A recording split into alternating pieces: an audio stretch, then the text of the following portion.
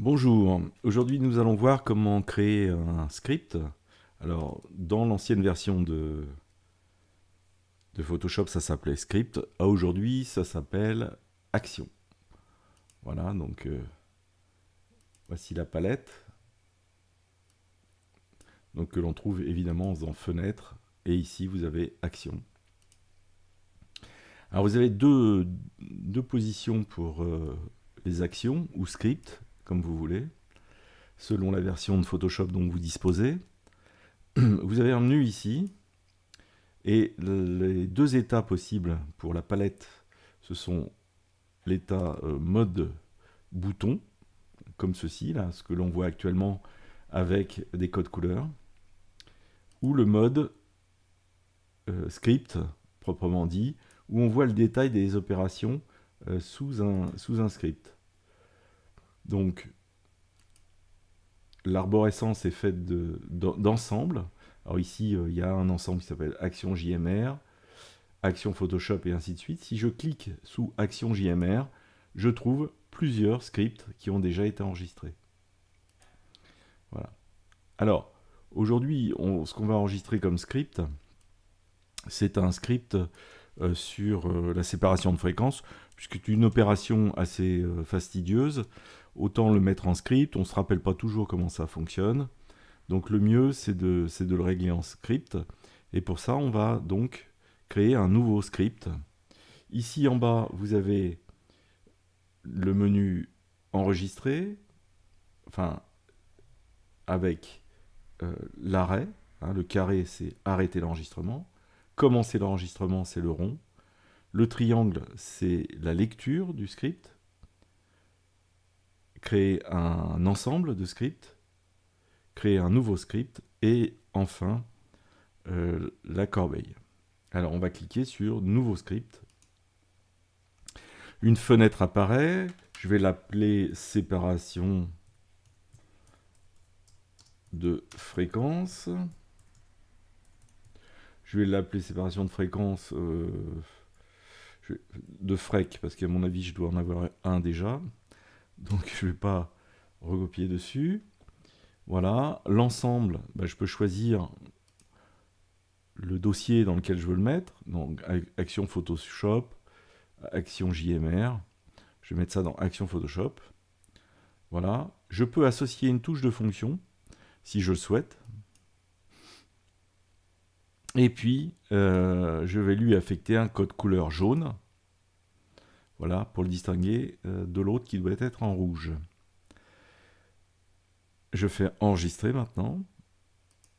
Et je vois ici apparaître en bas le petit point qui était blanc, qui est devenu rouge. Ça veut dire que nous sommes actuellement en mode enregistrement. Alors là, pas de panique, on a tout son temps, hein, puisqu'on n'enregistre pas la parole, là, on enregistre simplement des actions. Donc je vais commencer par une première action, je vais dupliquer mon arrière-plan, je vais donc faire CTRL-J, et vous voyez ici, sur le côté, eh bien, il a mis calque par copier, donc il enregistre mon opération, et il va enregistrer comme ça toutes les opérations que je vais faire. Je refais cette opération, puisque pour la séparation de fréquences, j'ai besoin de 3 calques. L'arrière-plan, les hautes fréquences et les basses fréquences. Donc ici, je vais renommer en BF le calque pour basse fréquence. Au-dessus, je vais renommer en HF pour haute fréquence. Voilà, maintenant, sur les hautes fréquences, je vais désactiver mes hautes fréquences et je vais me consacrer aux basses fréquences en allant mettre un filtre flou gaussien que je vais calculer par rapport au visage de mon modèle. Voilà, comme ceci. Je valide. Et vous voyez, toujours ici, sur le côté, il enregistre au fur et à mesure toutes les opérations. Je passe maintenant aux hautes fréquences. Là, je vais faire image, appliquer une image. Je vais choisir le calque basse fréquence. La couleur RVB. Inversé, je vais le laisser décocher. C'est bien une opération de soustraction, je veux. Mon image est en 8 bits. L'échelle, je vais mettre 2 et le décalage 128. opacité 0. Je laisse décocher et conserver les zones transparentes et décocher le masque. Je fais OK. De manière à pouvoir éventuellement corriger les deux calques, ce que je vais faire, c'est que je vais aller créer des masques à côté. Donc un masque à côté des basses fréquences et un masque à côté des hautes fréquences. Voilà, j'en ai terminé de ma préparation d'action sur la séparation de fréquences. Et donc ici, en bas, je vais appuyer sur le petit carré qui va arrêter l'exécution, l'enregistrement, maintenant. Voilà qui est fait. Alors pour vérifier que tout ceci fonctionne bien, j'enlève ce que j'ai créé. Donc je me retrouve avec le calque d'arrière-plan comme au départ. Je me mets ici sur séparation de frec. Hein, si je me mettais en mode bouton, on verrait un en rouge. Voilà, et il y en a un en jaune, c'est le jaune que je viens de créer. Donc si je clique ici, hein, c'est la même chose, hein, que je clique ici en mode bouton ou dans l'autre mode. Si je clique, eh bien, en une fraction de seconde, il aura créé, voilà, tous les calques qui se trouvent désormais ici, avec les basses fréquences, les hautes fréquences, et ainsi de suite. Alors, on va faire un deuxième exemple, et on va créer, par exemple, un passant autour de l'image. Donc là, j'enlève le mode bouton, parce qu'en mode bouton, on ne peut pas avoir les commandes de l'action. On va créer donc une nouvelle action, donc en appuyant ici sur le petit icône création d'une nouvelle action. Je vais l'appeler passant, alors il y en a qui appellent ça marquise. On va l'appeler marquise, tiens. Marquise, dans l'ensemble Action Photoshop, dans le dossier Action Photoshop, sans touche de fonction, la couleur, je vais prendre la couleur jaune. Et donc je vais enregistrer. Je me rends dans Images, taille de la zone de travail, et ici on va examiner deux cas de figure. Alors, premier cas de figure, ici la case relative est décochée, auquel cas j'ai la largeur et la hauteur de ma photo actuelle, et donc je vais saisir la taille de destination, c'est-à-dire la taille finale de ma photo. Donc je veux qu'elle fasse 70 cm de largeur. Alors ici, à un côté, évidemment, vous pouvez choisir pixels, pouces, millimètres. Hauteur, 50 cm. Ah, ma photo s'est en allée. Alors quand votre photo s'en va, comme ça, vous faites CTRL O, elle doit revenir.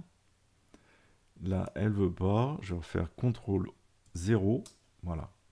CTRL 0. Donc je refais image, taille de la zone de travail, relative décochée, donc on a dit 70 en largeur et 50 en hauteur.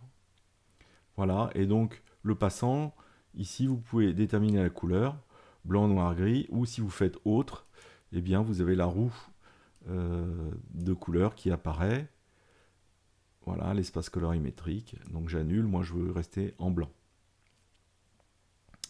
Voilà, donc la photo doit faire 70 de large, hauteur 50, même si au départ elle faisait 50 et 34.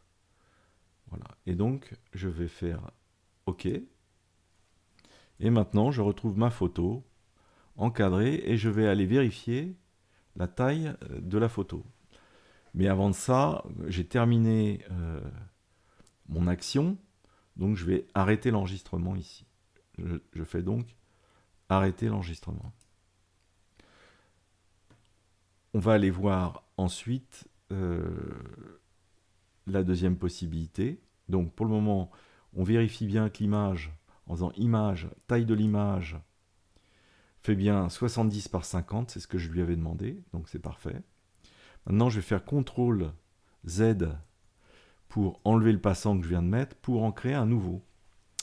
Alors le nouveau passant que je vais créer, je vais donc faire image, taille de la zone de travail, mais en revanche, je vais cocher relative. Et là, en fait, en relative, il va ajouter les centimètres que je vais désigner à la largeur actuelle et à la hauteur actuelle. Donc par exemple, je fais largeur 5, hauteur 5. Voilà, donc je dois arriver à 55,94 cm, puisqu'il va ajouter 5 cm à 50,94, et à 34, il va rajouter également 5 cm, ce qui fera bien 39 cm. Je garde la couleur blanche et je fais OK. Voilà, ma photo est entourée. Et si je vais faire dans taille de l'image, image taille de l'image, eh bien je retrouve bien 55,94 et hauteur 39,01. Donc vous voyez que selon ce que vous souhaitez faire, si c'est pour envoyer à l'impression et que vous voulez que le travail final soit directement en 50-70, eh bien vous utiliserez la première méthode, sinon la deuxième. Alors, avant ça, j'avais enregistré une action. Donc je fais CTRL Z pour enlever le passant actuel. Et je me remets en mode bouton, ici. Si je clique ici au niveau de marquise, ici, ça lancera le... Hein, il suffira que je me mette... Soit je double-clique sur marquise, soit ici je vais appuyer sur l'exécution de la sélection. Ou alors ici je passe en mode bouton, et je vais sélectionner marquise, je clique dessus, et voilà, il me crée instantanément le passant. Voilà ce que l'on peut dire sur les scripts. Alors, on peut modifier les scripts, mais je ne vous le conseille pas, vaut mieux refaire le script, ça prend moins de temps que d'aller modifier les actions d'un script. Une dernière précision concernant les scripts, sur le détail des scripts que l'on voit ici sur le côté gauche, on a donc l'action marquise. On a une première colonne où il y a activer ou désactiver l'élément. Hein, ici. Donc, ici, j'active ou je désactive l'élément marquise. Donc on peut, à l'intérieur d'un script, désactiver les actions. Mais ce qui est le plus important, c'est à côté, ici, vous avez un petit carré blanc. Si ce petit carré blanc est coché, eh bien, le script s'arrêtera, l'action s'arrêtera à tous les menus où on vous demande d'interagir avec l'action.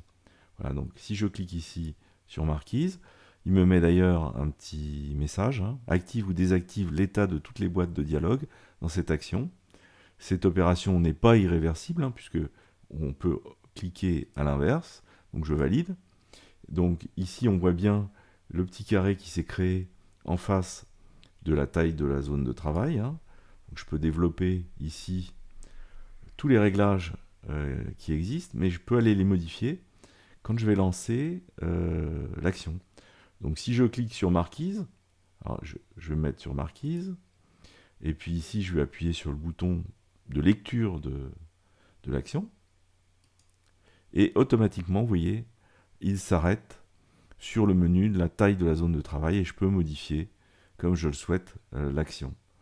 Si je ne fais rien, eh bien, ça va continuer avec les réglages qui sont indiqués. Voilà. Donc, il m'a créé la marquise sur la photo. Voilà, j'en ai terminé avec les scripts. Vous voyez que c'est assez simple. Hein, il suffit simplement d'appuyer sur le bouton enregistrer, de faire toutes les actions que vous voulez. Ensuite, appuyez sur le carré pour arrêter l'action. Voilà. Et éventuellement, vous pouvez cocher pour obtenir les menus pour, en cours de macro, hein, c'est un peu une macro, hein, en cours de script, pouvoir indiquer des réglages particuliers. Je vous souhaite une bonne fin de journée. À bientôt.